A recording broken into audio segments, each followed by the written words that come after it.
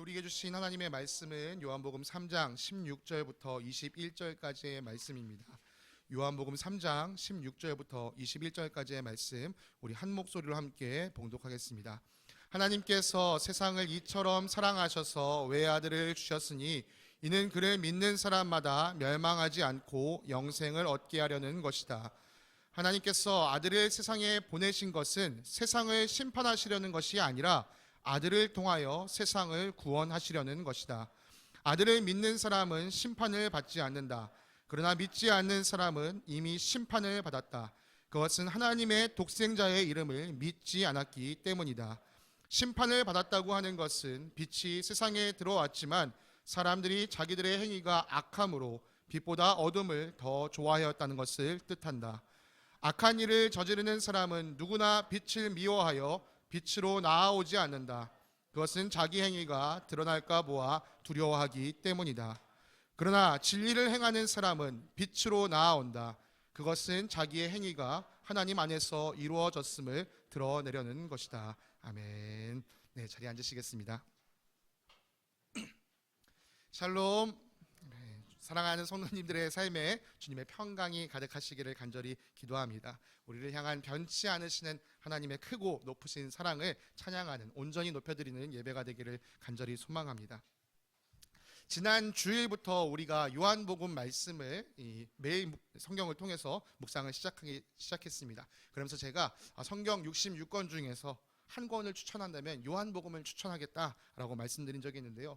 왜 요한복음을 추천하느냐라고 한다면 바로 이 오늘 본문이 담겨있기 때문이다라고 말하고 싶습니다. 사실 오늘 읽었던 지금 이 성경 말씀은 우리가 어제 묵상했던 내용입니다. 되도록이면 저는 이제 주일 묵상 말씀을 가지고 설교를 나누려고 노력을 하는데요. 이 말씀이 너무 중요해서 제가 어제 말씀드린 것처럼 오늘 이 말씀을 가지고 나누고자 합니다. 사실 오늘 우리가 읽은 이 성경 말씀은 한 대화 이후에 이어지고 있는 내용입니다. 바로 바리새파 사람으로서 유대인의 지도자 중 한 사람이었던 이 니고데모라는 사람과 예수님 사이에 있었던 대화가 이 앞에 기록되어 있습니다. 당시 이 이스라엘은요, 로마의 지배를 받고 있었기 때문에 이 완전한 통치권을 가지고 있지 못했습니다. 대신에 유대인들이 자신들의 종교를 중심으로 자신들의 한 그룹을 세워서 나름의 자치권을 행사하고 있었습니다. 그 역할을 감당하는 곳이 산헤드린이라는 의회였습니다. 많은 학자들은 이 니고데모가 이 산헤드린에 소속된 사람이었을 것이다 라고 이야기를 합니다. 그에 비해 예수님은 어떤가요? 이제 막 유대인 사회에서 주목받기 시작한 젊은 청년에 불과했습니다. 유월절을 맞아서 예루살렘에 오신 이 예수님께서 여러 가지 표징을 일으킨 것 때문에 사람들이 예수님을 신기해하며 따라다녔습니다. 근데 사람들이 예수님을 따라다니면서 예수님이 하시는 말씀을 들어보니까 야, 이건 지금까지 다른 랍비들이 가르쳐줬던 말씀과는 차원이 다른 거예요. 정말 막힘이 없고 속이 뻥 뚫리는 것 같았습니다. 그런데 여러분, 이 예수님은 어떤 이 바리새파 사람들처럼 어떤 정규 과정을 공부하신 분이 아니었습니다. 그저 촌구석 갈릴리 나사렛 출신의 목수에 불과했습니다. 사람들에게 존경받는 니고데모가 막 이제 떠오르기 시작하는 라이징 스타 예수님을 찾아간다는 것은 사실 쉬운 일이 아니었겠죠. 그래서 그 니고데모는 사람들이 다 깨어있는 시간이 아닌 거리가 한적한 밤 시간을 예수님을 찾아갔습니다. 그럼 그 사람이 왜 예수님을 찾아갔을까요?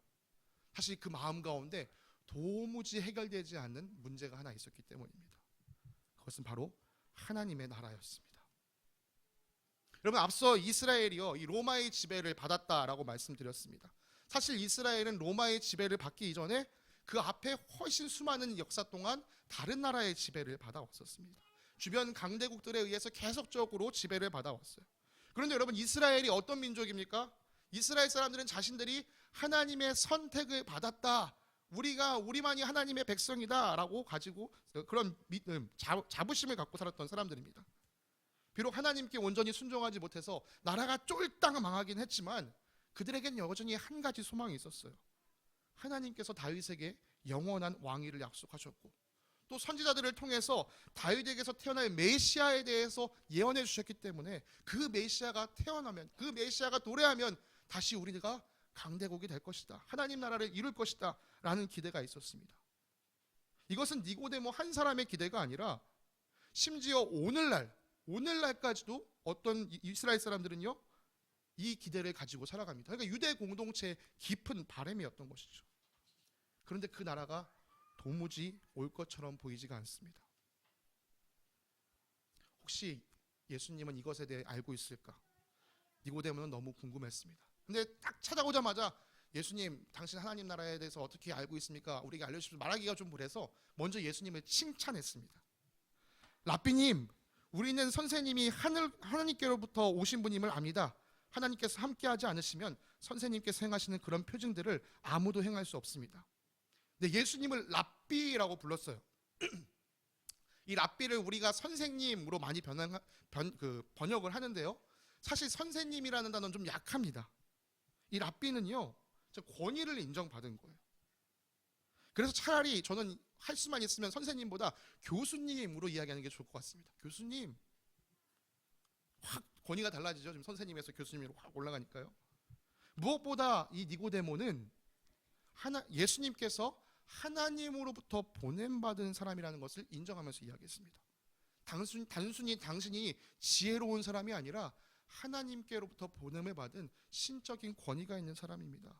즉 선지자로서 인정했다고 볼 수 있는 것이죠. 니고데모는 자신 안에 있는 그 궁금증을 바로 드러내지 않고 일단 예수님의 환심을 사려고 했습니다. 그런데 여러분, 우리가 요한복음 2장 말미에서 본 것처럼 예수님은 모든 사람의 중심을 다 아십니다. 당연히 니고데모가 지금 왜 이 자리에 왔는지도 알고 계시죠. 그래서 예수님은 빙빙 돌리지 않고 바로 그 핵심을 찔러버리십니다. 내가 진정으로 너에게 말한다. 누구든지 다시 나지 않으면 하나님 나라를 볼 수 없다. 니고데모가 깜짝 놀랐을 거예요. 내가 지금 사실 진짜 하나님 나라 물으러 왔는데 하나님 나라에 대한 이야기를 바로 시작하네. 사실 그보다 니고데모가 깜짝 놀란 것은 다시 나야지만 하나님 나라를 볼 수 있다고, 여기에 깜짝 놀란 것 같습니다. 이게 무슨 말인지 이해가 안 되는 거예요. 그래서 니고데모가 다시 한번 예수님께 묻습니다. 아니, 사람이 늙었는데 그가 어떻게 태어날 수 있겠습니까? 어머니 뱃속에 다시 들어갔다가 태어날 수 없지 않습니까? 그렇죠? 니고데의 말이 틀리진 않습니다. 도대체 사람이 어떻게 다시 태어날 수 있습니까? 이 우리의 일반적인 상식으로는 불가능한 일입니다. 우리의 육신이 다시 태어나는 것은 말도 안 됩니다. 여러분, 예수님도 사실요, 육신이 다시 태어나야 한다라고 말씀하신 것이 아니었어요. 그래서 예수님은 니고데모에게 다시 태어난다는 말이 무엇인지 이렇게 설명해 주십니다. 내가 진정으로 너에게 말한다. 누구든지 물과 성령으로 나지 않으면 하나님 나라에 들어갈 수 없다. 육에서 난 것은 육이요, 영에서 난 것은 영이다. 너희가 다시 태어나야 한다고 내가 말한 것을 너는 이상히 여기지 말아라. 네, 육신이 다시 태어나야 한다라고 너에게 말하는 것이 아니라 너가 성령으로 태어나야 된다. 육은 육이고 나는 지금 영에 대한 이야기를 하고 있다. 너의 영이 새롭게 태어나야 한다. 그리고 성령으로 태어나는 것의 신비에 대해서 예수님은 추가적으로 이렇게 말씀해 주셨습니다. 바람은 불고 싶은 대로 분다. 너는 그 소리는 듣지만 어디에서 그 바람이 와서 어디로 가는지는 모른다. 성령으로 태어난 사람도 다 이와 같다. 그런데 니고데모는 여전히 예수님 말씀을 알아듣지 못했습니다. 그래서 이런 일이 어떻게 일어날 수 있는 겁니까? 예수님도 이렇게 설명해 주시다가요, 답답해지셨어요. 사실 답답함보단 안타까움인 것 같습니다. 아니, 니고데모, 너는 다른 사람도 아니라 이스라엘 백성을 가르치고 인도해야 될 사람인데 지금 내가 이렇게 말해주는 걸 전혀 이해하지 못하겠다는 말이냐? 그래서 예수님은 니고데모에게 더 분명하게 말씀해 주셨습니다. 먼저 예수님은요, 니고데모가 맨 처음 예수님에게 했던 말, 예수님 당신이 하나님께로부터 왔다라는 그 말을 다시금 니고데모에게 상기시키시면서 이렇게 말씀하셨습니다. 내가 진정으로 너에게 말한다. 우리는 우리가 아는 것을 말하고 우리가 본 것을 증언하는데 너희는 우리의 증언을 받아들이지 않는다. 내가 땅의 일을 말하여도 너희가 믿지 않거든 하물며 하늘의 일을 말하면 어떻게 믿겠느냐. 하늘에서 내려온 이 곧 인자밖에 하늘로 올라간 이가 없다. 난 너의 말대로 하늘에서 왔어. 나는 그래서 하늘의 일들을 다 알고 있어. 근데 내가 땅에서 일어나야 할 일, 다시 말해서 너희가 성령으로 다시 태어나야 되는 일에 대해서 말해줘도 그것을 이해하지 못한다면 하늘의 일, 곧 하나님 나라가 도래하는 그 일에 대해서 너에게 말해준다고 할지라도 네가 다 알아듣지 못할 거야. 그리고 예수님은 자신이 하늘의 일을 이루기 위해 이 땅에 오셨다. 내가 왜 이 땅에 왔는지 그 이유를 말씀해 주십니다. 모세가 광야에서 뱀을 든 것 같이 인자도 들려야 한다. 그것은 그를 믿는 사람마다 영생을 얻게 하려는 것이다. 예수님의 이 이야기를 니고데모는 금방 캐치했습니다. 그러나 우리에게는 이 역사적 사실을 하나 확인하고 지나가야 합니다. 바로 모세와 함께 이집트를 탈출한 이스라엘 백성의 이야기죠. 하나님의 약속을 신뢰하지 못했던 이 백성은요, 40년 동안 광야를 돌아다니게 되었습니다. 이 40년의 시간은 하나님을 신뢰하는 법을 훈련하는 시간이었습니다. 그리고 이제 그 40년의 시간이 다 되어서 하나님께서 약속하신 땅 가나안으로 들어갈 때가 점점 다가오고 있었습니다. 그런데 이 이스라엘 백성들의 마음이 조급해져서 또다시 하나님을 원망하기 시작한 거예요. 결국 하나님은 그들에게 불뱀을 보내서 심판하셨습니다. 불뱀에 물린 사람들마다 시름시름 앓다가 죽어가는 거예요. 그제야 이스라엘 백성들이 모세에게 와서 모세 선생님, 모세 인도자야, 우리가 잘못했습니다. 꼭 하나님께 가서 이 잘못을 빌어주십시오. 그래서 모세가 하나님 앞에 나아가 이 백성을 위해 기도했습니다. 하나님께서 모세에게 이렇게 답을 주셨습니다. 너는 불뱀을 만들어 기둥 위에 달아놓아라. 물린 사람은 누구든지 그것을 보면 살 것이다. 네, 그래서 모세는 하나님 말씀대로 구리로 불뱀의 모양을 만들어 그것을 기둥 위에 달았습니다. 그리고 뱀에 물린 사람들에게 이 장대에 매달린 뱀을 쳐다봐라. 그럼 너희가 살 것이다 라고 외쳤어요. 여러분, 사실 이게 뱀 물렸을 때의 치료법이라고 생각하기엔 좀 황당합니다. 뱀에 물린 것을 여기를 어떻게 치료해라, 무슨 약초를 갖다 치료해라, 이게 차라리 말이 되는 거지, 무슨 저 장대에 달린 뱀을 바라봐라, 그게 어떻게 치료법이 될 수 있겠습니까? 그런데 놀랍게도요, 하나님 말씀대로 이 놋뱀, 이 구리뱀을 바라본 사람들은 살았고, 그것을 믿지 않고 그것을 보지 않은 사람들은 죽었습니다. 예수님은 니고데모에게 이 사건을 말씀하시면서, 언급하시면서 이렇게 말씀하신 것이죠. 인자 곧 나 예수도 들려야 한다. 네, 이것은 예수님의 십자가 사건을 예언한 것이었습니다. 그리고 이렇게 말씀하셨습니다. 내가 그렇게 들리는 것은 나를 믿는 사람마다 영생을 얻게 하려는 것이다. 여러분, 바로 이 영생이 진짜 하나님께서 약속하셨던 하나님 나라인 것이죠. 니고데모를 비롯한 다른 이스라엘 사람들이 기대했던 이 땅에서 우리가 하나님 나라로서 강대하게 살아가는 것이 아니라 하나님께서 약속하신 이 영생, 영원하신 그 하나님 나라에서 누리는 그 영생, 그것이 하나님의 진짜 약속이었던 것입니다. 하나님은 우리들을 자신의 나라, 자신의 다스림 안에 두시고서 우리에게 영원한 생명을 공급해 주십니다. 그런데 그 일이 누구에게 일어난다고요? 예수님을 믿는 사람마다 그 일이 일어난다고 말합니다. 그럼 여기서 예수님을 믿는다는 것은 무엇입니까? 예수님께서 나를 위해 십자가에 달리셨다, 이 사실을 믿는 사람이 영생을 얻고 하나님 나라에 들어가는 것입니다. 다시 말해서요, 예수님께서 다시 태어나야 한다, 성령으로 태어나야 한다 하는 것은 무슨 말입니까? 예수님께서 나의 죄를 대신하여 십자가에 달리셨다는 사실을 믿는 것, 그것으로 말미암아 우리의 영이 새롭게 되는 것을 말합니다. 그리고 지금까지 있었던 이 대화의 내용을 확실하게 정리해 주는 것이 바로 오늘 본문의 말씀입니다. 하나님께서 세상을 이처럼 사랑하셔서 외아들을 주셨으니 이는 그를 믿는 사람마다 멸망하지 않고 영생을 얻게 하려는 것이다. 여러분, 하나님과 예수님의 관계는요, 매우 독특합니다. 그것을 우리 인간의 언어로 설명할 수 있는 가장 좋은 예시가 아버지와 외아들의 관계예요. 여러분, 하나님의 말씀이 우리에게, 이 계시가 우리에게 주어질 때는 인간의 언어로 주어집니다. 근데 우리 인간의 언어는 사실 하나님을 표현하는 일에 있어서 한계가 있습니다. 하나님과 예수님, 성령님, 이 삼위일체 하나님을 인간의 언어와 사고로 표현하는 것이 쉽지 않아요. 특별히 하나님과 예수님의 사이를, 그 엄청난 사랑과 그 사랑 안에서 또 이루어지는 이 순종의 관계, 이 모든 것을 인간의 언어로 표현하기에 가장 좋은 것은 바로 아버지와 외아들의 관계였습니다. 특별히 아들과 아버지와 아들은 이 본질적으로도 동일하면서 서로 구분된다는 점까지 설명해 줄 수 있는 가장 최적의 설명인 것이죠. 하나님은 정말 이 외아들보다도 더 소중한 예수님을 주셨습니다.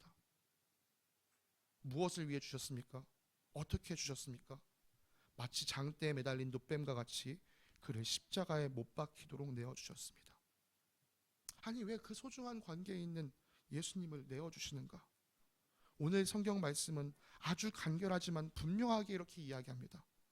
하나님께서 세상을 이처럼 사랑하셨기 때문이다.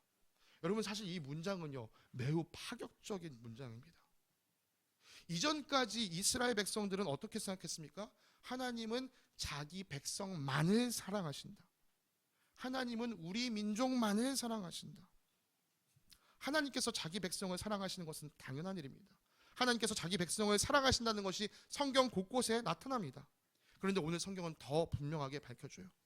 하나님께서 온 세상을 사랑하신다. 온 세상을 만드신 창조주로서 하나님은 이 세상을 사랑하십니다. 비록 이 세상이 죄로 물들어서 망가지고 훼손되었지만 하나님은 여전히 이 세상을 긍휼히 여기시고 사랑으로 대해주고 계십니다. 그래서 이 세상을 심판하시려는 것이 아니라 이 세상을 구원하기 위해 이 세상이 받아야 할 심판을 자기 아들에게 돌리시고 이 세상을 구원하려 하셨습니다. 이것이 우리 사람에게는 어떻게 적용됩니까? 앞서 있었던 16절 말씀처럼요, 하나님께서 예수님을 보내셔서 나의 죄값을 갚으셨다라는 사실을 믿는 사람에게 멸망이 아닌 영생을 얻게 하는 것, 이것이 우리를 향한 하나님의 구원인 것이죠. 여러분, 잘 들으셔야 됩니다. 우리 모든 사람에게는요, 이미 정해진 운명이 있습니다. 하나님께서 우리를 창조하셨음에도 불구하고 하나님의 주인 되심을 거절한 모든 사람에게 주어진 결말은 멸망입니다. 여러분, 여기에는 한 사람도 예외가 없어요. 성경은 우리에게 분명하게 이야기합니다. 모든 사람이 죄를 범하였다. 모든 사람이 죄인이다. 이 세상의 의인은 한 사람도 찾아볼 수 없다. 여러분, 정말 그렇습니다. 정말 이 세상에는요, 자신의 행위로 온전히 의롭다고 인정받을 수 있는 사람이 한 사람도 없습니다. 우리 사람의 기준에서는 그래도 저 정도면 좀 의롭게 산 거 아닐까? 선하게 산 거 아닐까? 이야기할 수 있을지 모릅니다. 그러나 여러분, 우리의 기준은요, 이미 더러워진 안경과 같습니다. 완전히 거룩하신 하나님의 관점에서 바라보면요, 죄가 없는 의인은 아무도 없습니다.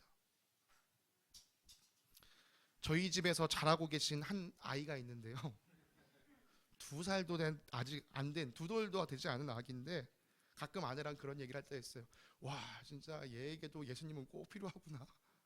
어떨 때 정말 고집 피우며 때 피우며 이럴 때 보면요, 와, 어떻게 이렇게까지 이렇게 할 수 있지 싶을 정도로.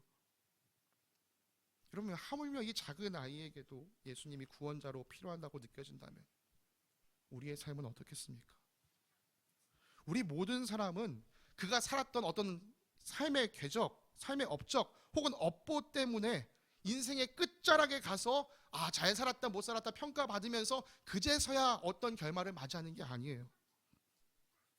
하나님을 나의 참주인으로 모시지 않고 거절하는 우리 모두는요, 본질상 진노의 자식들입니다. 멸망당할 처지에 이미 놓여있는 사람들이에요.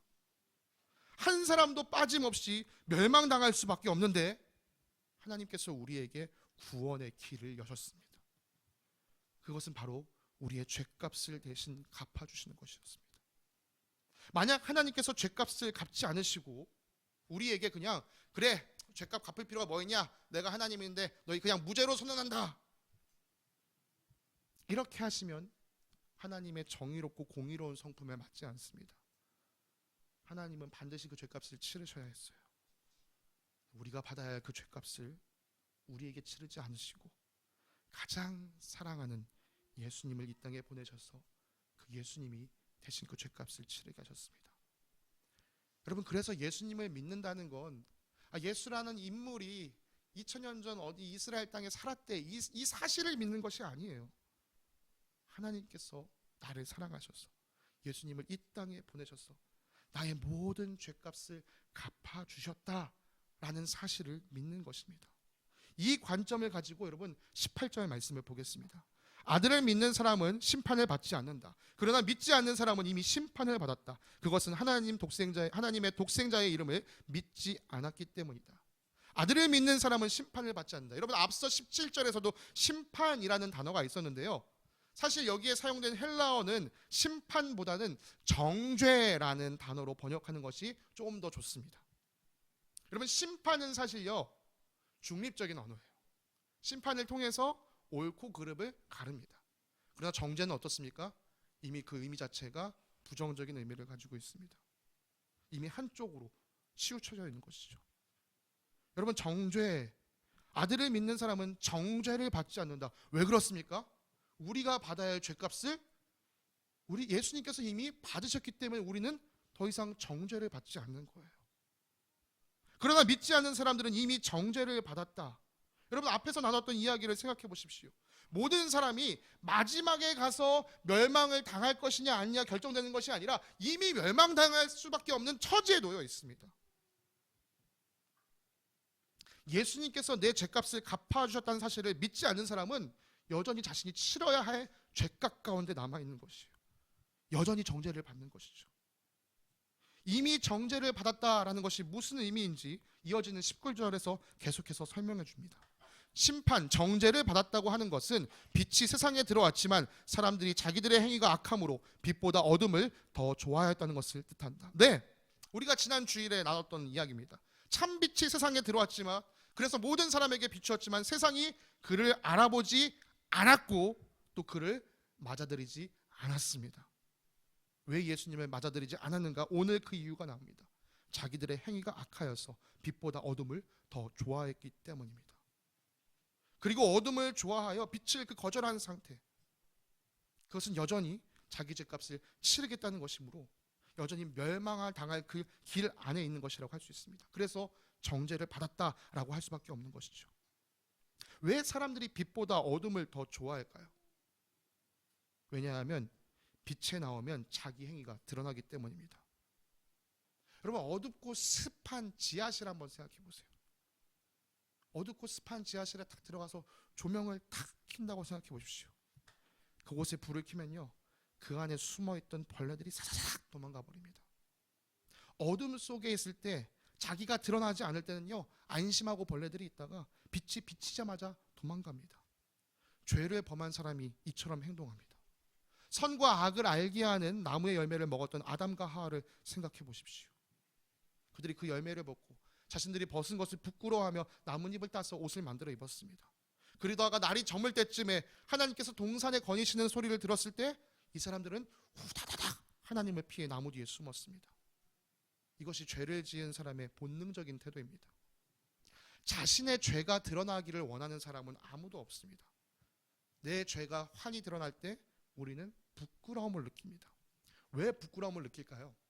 사실 나도 죄를 지은 나도 그게 죄라는 걸 알기 때문이에요. 그것이 옳지 않다는 걸 알고 있기 때문입니다. 옳지 않은 것을 알면서도 그 죄를 지을 수밖에 없다는 것은 또 무엇을 의미합니까? 우리가 완전하지 않다. 우리는 선을 온전히 행할 능력이 없다. 우리는 약하다라는 것을 의미합니다. 여러분 사실 사람이 들키고 싶지 않은 건 이거예요. 나의 불완전성, 나의 연약함을 들키고 싶지 않은 것이죠. 그래서 사람들은 자신의 죄를 숨기고 싶어 합니다. 그러나 죄는 숨긴다고 해서 결코 해결되지 않습니다. 왜냐하면 사실 죄는 완전하게 숨겨지지 않기 때문입니다. 여러분 우리가 우리의 죄를 다른 사람에게 숨길 수 있을지는 모릅니다. 그러나 우리의 마음, 우리의 양심은 우리의 죄를 알고 있습니다. 다른 사람들은 다 몰라도 나는 나의 그 은밀한 죄를 알고 있어요. 나에게서 숨길 수가 없어요. 어떤 사람들은 이 양심마저도 무뎌져서 죄를 짓고도 이 부끄러움을 못 느끼는 사람들이 있습니다. 그러나 여전히 우리의 죄가 숨겨지지 않습니다. 왜냐하면 우리를 고발하는 사탄이 우리의 죄를 알고 있기 때문입니다. 사탄은 우리의 죄를 어떻게 할까요? 여러분 사탄이야말로 우리가 죄를 짓게 만들도록 유혹하는 놈입니다. 여러분에게 죄를 짓도록 유혹의 미끼를 던져서 마치 낚시꾼이 찍어 움직이면 물었구나 아는 것처럼 우리가 죄를 지은 것을 사탄은 다 알고 있습니다. 무엇보다 우리가 하나님 앞에서 우리의 죄를 숨길 수가 없습니다. 하나님은 모든 것을 다 알고 계세요. 우리의 은밀한 죄까지도 다 알고 계십니다. 그래서 여러분, 죄는 숨긴다고 해서 해결되는 것이 아니에요. 그런데 말씀드린 것처럼 사람은 어떻습니까? 본능적으로 그 죄를 숨기려고 합니다. 죄가 드러났을 때 나의 불완전함이, 나의 연약함이 드러날 것이 무섭기 때문이죠. 여러분, 내가 왕으로, 내가 주인으로 이 삶을 살아가는데 내가 불완전하다, 내가 무능하다, 이 사실이 드러나면 나의 왕국이 흔들립니다. 내 세상을 지켜낼 수가 없어요. 그런 점에서 여러분, 예수님을 믿는 사람들, 다시 말해서 예수님께서 내 죄값을 해결해 주셨습니다, 대신 갚아주셨습니다 라고 고백하는 사람들은 어떤 사람들입니까? 나의 불완전함을, 나의 연약함을 예수님 앞에, 하나님 앞에 드러낸 사람들입니다. 내 힘으로는 도무지 하나님 나라에 이를 수 없다는 사실을, 내 힘으로는 내가 처할 수밖에 없는 그 영원한 멸망을 벗어날 수 없다는 사실을 처절하게 인정하고 무릎 꿇은 사람들입니다. 여러분, 전쟁에서 상대편에게 무릎 꿇고 항복하는 일은 매우 위험한 일입니다. 인류 역사 속에서요, 간혹가다 이 패잔병들에게 선처를 베푸는 몇몇 가지의 사건들이 있긴 합니다만, 대부분 전쟁의 끝에서 패잔병들은요 아주 끔찍한 결말을 맞이하게 됩니다. 그러나 하나님 앞에 무릎을 꿇는 것은 전혀 다른 이야기입니다. 하나님, 나는 죄인입니다. 나는 내 죄를 해결할 능력이 없습니다. 그런데 하나님께서 예수 그리스도를 보내셔서 내 죄를 대신 갚아주셨다는 이 복음의 소식을 들었습니다. 하나님, 그 소식을, 그 복음을 제가 온전히 받아들입니다. 여러분, 우리가 이렇게 하나님 앞에 우리의 무능함을, 우리의 연약함을 처절하게 고백하고 무릎 꿇을 때 어떤 일이 생깁니까? 하나님께서 그때 우리를 자녀 삼아 주십니다. 하나님 나라에 들어오게 하십니다. 여러분, 자녀를 삼고 나라로 들어오게 했다는 것은 무슨 의미죠? 하나님의 나라를 우리에게 유업으로 주시는 것입니다. 오늘 우리가 읽은 요한복음 말씀에는요, 이런 사람들을 가리켜 진리를 행하는 사람들이다 라고 이야기합니다. 행한다 라고 표현하니까 마치 이 사람이 진리의 근거에서 어떤 올바른 일, 착한 일, 선한 일을 직접 했다라고 느껴지는 부분이 있는데요, 여러분, 이 부분을 우리가 옛날에 읽었던 개역개정이나 개역한글은 이렇게 표현합니다. 진리를 따른다, 진리를 좇는다. 저는 이 표현이 좀 더 와닿다고 생각합니다. 하나님께서 세상을 이처럼 사랑하사 이 세상을 구원하시기 위해 모든 죄값을 담당하게 하시라고 예수 그리스도를 보내셨다는 그 진리를 따르는 사람들, 그 진리를 좇는 사람들, 그 진리를 붙잡는 사람들, 그 사람들은 빛으로 나아옵니다. 마치 이것은요, 몸이 아픈 환자가 자신의 아픈 부위를 의사에게 감추지 않고 환히 드러내는 것과 같습니다. 수술대 위에 누워서 자신의 아픈 부위를 밝은 조명 아래 비추는 것과 같습니다. 여러분, 이 수술대 위에 있는 조명, 이 조명의 이름을 아시는 분 있으신가요? 이 조명을요, 무영등이라고 부릅니다. 한자로 해석하자면 그늘이, 그림자가 생기지 않도록 비추는 조명입니다. 여러 각도에서 빛을 다 비추게 해서 의사가 그 위에서 손을 놀린다 할지라도 거기에 그림자가 비추지 않도록 온전히 밝게 비춰주는 등인 것이죠. 예수 그리스도가 나의 유일한 구원의 방법이라는 그 진리를 따르는 사람들은 그렇게 빛이신 하나님 앞에서 피하지 않고 자신을 온전히 드러냅니다. 나를 구원할 유일한 길이 예수 그리스도께 있다는 믿음을 따르는, 그 믿음을 붙잡는 것이 하나님 안에서 이루어졌다는 것을 드러내기 위함이죠. 저는 이것을요, 이렇게 비유하고 표현하고 싶습니다. 방금 이 죄인을 환자로, 또 죄를 고치는 하나님을 의사로 비유했는데요, 우리 명시영 성도님께서 사실 허리와 이 무릎 관절로 아주 오랜 시간 동안 사실 힘든 시간들을 보내고 계시죠. 그런데 어느 날 우리 명시영 성도님이 한 의사 선생님을 만났는데 허리가 완전히 깨끗하게 나았다라고 한번 생각해 보시기 바랍니다. 벌써 얼굴에 미소가 펼쳐지신데요, 여러분, 그 일이 일어나고 나면요, 우리 명시형 성도님 허리 아프다라는 얘기 들리면 어머어머 이 병원 가봐, 이 의사 만나봐, 명의야 명의, 막 소문내고 다닐 겁니다. 그렇게 소문낸다고 해서 그 의사가 우리 명시형 성도님에게 광고비를 줄까요? 그렇지 않습니다. 그러나 그 사실을 소문내고 다닙니다. 허리가 아팠던 게 자랑일까요? 자랑이 될 수 없죠. 그런데 그 일을 막 이야기하고 다닙니다. 왜요? 내가 낳은 기쁨이 있기 때문에, 나를 낫게 해준 그 의사 선생님에 대한 고마운 마음이 있기 때문에, 내가 예수 그리스도를 믿는 것이 오직 하나님의 은혜로 되었음을 밝히 드러내면서 내 죄를 용서하신 하나님을 찬양하며 살아가는 것. 진리를 따르는 사람은 빛의 앞으로 나아갑니다. 나의 이 모든 구원이 하나님 안에서 이루어진 것임을, 오직 하나님 안에서만 이루어질 수 있었던 것임을 고백하기 위해서 말이죠. 저와 여러분이 이런 삶을 살게 되길 원합니다. 하나님 앞에 우리의 죄를 숨김없이 드러냈을 때 하나님께서 그 우리의 모든 죄를 예수 그리스도 안에서 해결해 주시는 그 놀라운 기쁨을 누리면서 그 기쁨을 이 세상 가운데 널리 전하며 나누는 삶. 말씀을 마무리하기 원합니다. 하나님께서 온 세상을 아름답게 보기 좋게 만드셨습니다. 그리고 그 세상을 다스릴 권한을 사람에게 맡기셨습니다. 사람은 온 세상과 자신을 만드신 하나님을 바라보면서 이 땅 가운데 하나님의 영광을 드러내며 이 세상을 다스려야 했습니다. 그러나 사람은 하나님께 올려드려야 할 영광을 자신이 취하고자 했습니다. 진정한 왕이신 하나님 모시기를 거절하고 자신이 주인이 되어서 온 세상을 다스리려 했습니다. 그 결과 이 세상이 망가졌습니다. 이 세상이 파괴되었습니다. 하나님은 자신이 만든 이 온 세상을 다시 회복시키시고자, 구원하시고자 하셨습니다. 그 이유는 하나님께서 창조주로서 이 세상을 사랑하시기 때문입니다. 구원은 망가진 이 세상에 대한 하나님의 가장 큰 뜻입니다. 무엇보다 하나님께서 구원을 베풀고자 하는 대상은 바로 저와 여러분들입니다. 우리는 하나님께서 만드신 이 아름다운 세상을 망가뜨린 주범들입니다. 그러나 여전히 하나님은 우리를 향한 사랑을 거두지 않으셨습니다. 그것의 가장 강력한 증거가 바로 예수 그리스도께서 이 땅에 찾아오신 것입니다. 하나님은 가장 소중한 예수님을 이 땅에 보내셔서 우리의 죄값을 담당하게 하셨습니다. 이로써 우리를 향한 변함없는 자신의 사랑을 분명하게 확인시켜 주셨습니다. 이제 하나님께서 저와 여러분에게 요청하시는 것은 단 하나입니다. 내가 너를 대신에 내 아들 예수까지 내어주며 나의 사랑을 보여주었는데 내가 널 사랑한다는 사실을 이제 널 믿어주겠니? 그리고 너도 나를 사랑하겠니? 여러분, 내가 불완전한 무능력한 죄인임을 인정하십시오.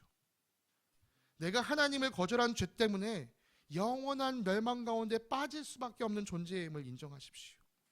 그리고 이 모든 것을 대신하기 위해 하나님께서 예수 그리스도를 이 땅에 보내셨다는 사실을 믿으십시오.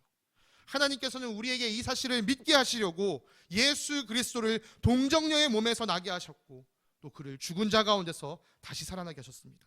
사람으로서는 도무지 흉내낼 수 없는 일들을 이루시면서 보아라, 이것이 내가 너희를 위해 이루는 일이다 라는 것을 분명하게 증거해 주셨습니다. 무너질 수밖에 없는 나의 왕국을 지키기 위해 어둠을 더 좋아하지 마십시오.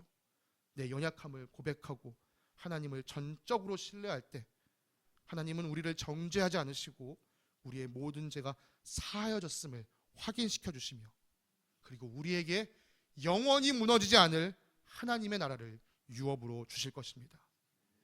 구원, 하나님의 이 가장 큰 뜻을 거절하지 않고 이 뜻 안에서 하나님의 나라를 소망하며 살아가는 우리 모두가 되기를 간절히 바랍니다. 함께 기도하겠습니다. 사랑과 은혜가 풍성하신 하나님 아버지, 감사합니다. 우리를 향하여 영원 전부터 영원 끝까지 변하지 않는 하나님의 크신 사랑을 예수 그리스도를 통하여 우리에게 증거하여 주시고 보여주시니 참 감사합니다. 하나님, 우리는 우리 스스로 우리의 죄를 씻어낼 힘이 없음을 고백합니다. 우리가 아무리 많은 선한 일을 한다 할지라도 우리를 이 영원한 멸망에서 스스로 건져낼 힘이 없음을 고백합니다.